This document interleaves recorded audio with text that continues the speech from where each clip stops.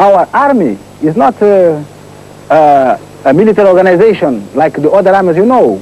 You see, our army is an instrument of our people to fight for independence.